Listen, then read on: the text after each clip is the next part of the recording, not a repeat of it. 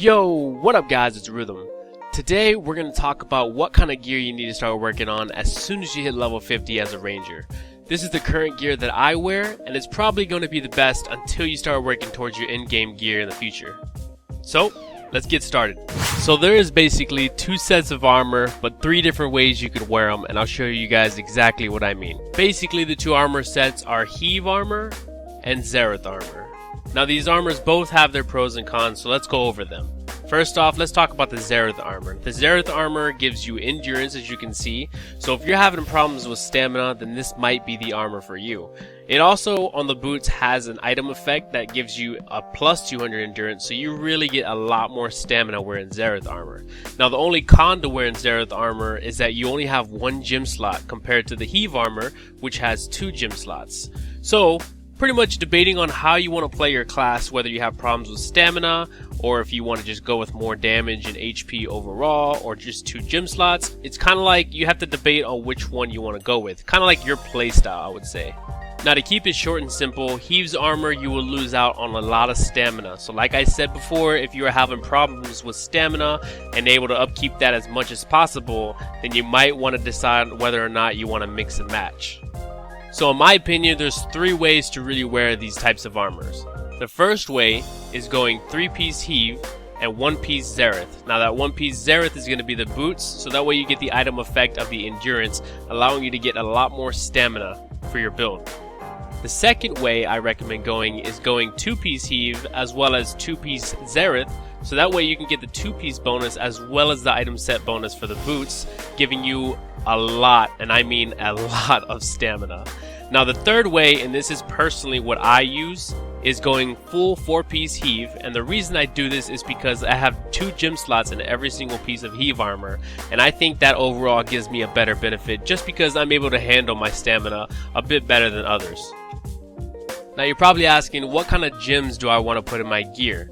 Well, there is honestly so many gems that are good, and it honestly really depends on your playstyle. So just look around and see which ones that you would rather prefer. You know, like some people want stamina and boots, or some people want movement speed and boots.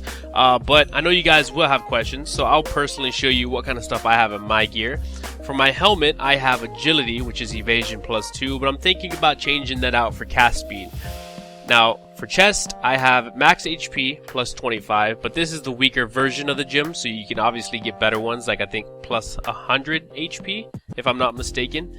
For the gloves, I have attack speed plus level 2, and these I think are the best ones you can put in your gloves. This will make you attack so much faster, you'll notice a huge difference.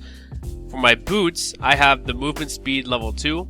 And I think these are great because they make me move so fast. And if you guys don't know, the maximum you can get for all enhancements is level 5. So as you can see right here, I have attack speed at level 4. I have movement speed at level 4. And the way I can get these to level 5 and stuff is just by eating certain kind of foods to give me certain buffs that'll kind of just give me this last point and stuff like that. Now these are pretty optimal. I think you can obviously change these out for different occasions. That's what gear swapping is for.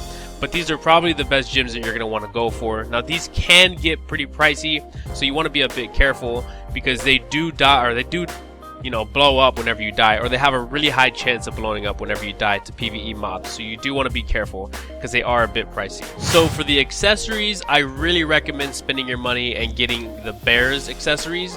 All of them are ones you want to get. They're pretty, you know, starter level until you end up getting enough money to buy your witch earrings, your mark of shadows, your ogre ring, and your tree belt.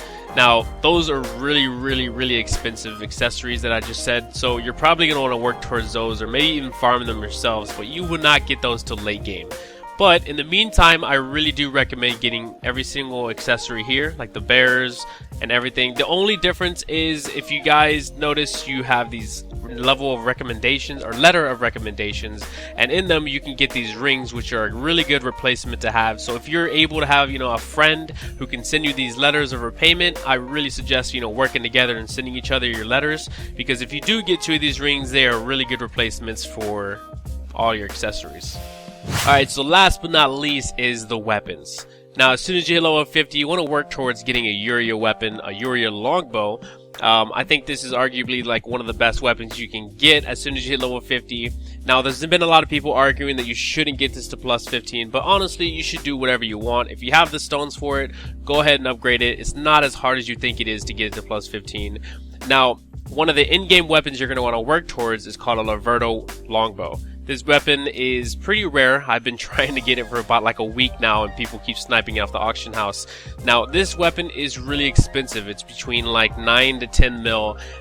So you have to be really careful if you do get one of these bows and you're trying to upgrade it, because as all of you probably know, whenever you upgrade a weapon and it fails, you lose max durability. And one of the only ways to repair this max durability is to buy another weapon of the same, type and kind of like destroy it, giving you 10 more durability.